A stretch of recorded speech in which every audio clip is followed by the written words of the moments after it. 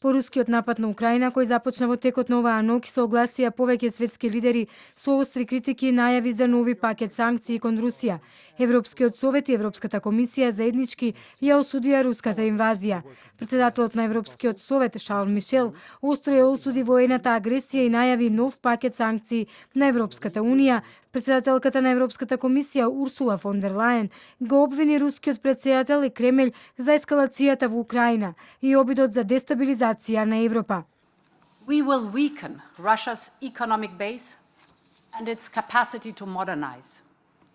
And in addition, we will freeze Russian assets in the European Union and stop the access of Russian banks to European financial markets. Американскиот претседател Џо Бајден пак изјави дека украинците трпат неоправдан напад од руските војни сили и предупреди дека светот ќе бара одговорност од Русија за ова. Молитвите на целиот свет се со народот на Украина вечерва, бидејќи тие трпат неиспровоциран и неоправдан напад од руските воени сили.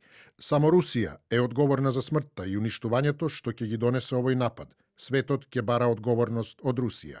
Британскиот премиер Борис Џонсон и францускиот претседател Емануел Макрон утрово разговарале со новиот украински колега Зеленски за следните чекори, а Макрон свика состанок на Советот за одбрана на Франција и самит на Европската унија, ветувајќи дека Париз ќе соработува со сојузниците за да се стави крај на војната.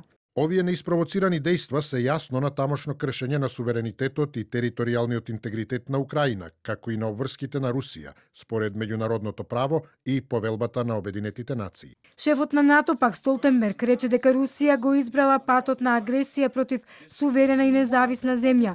Нападот загрозува безброј животи на цивили. Високиот представник на Европската унија Жозеп Борел вети итна помош за Украина, како и поддршка за напорите за евакуација, вклучително и за персоналот на Унијата. Ова се најтемните часови за Европа од крајот на Втората светска војна.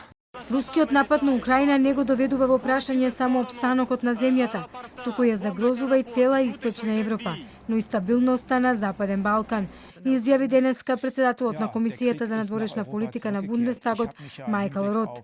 Реагираше и албанскиот председател Илир Мета, кој на објава на социјалните мрежи напиша «Со Украина во овој мрачен час».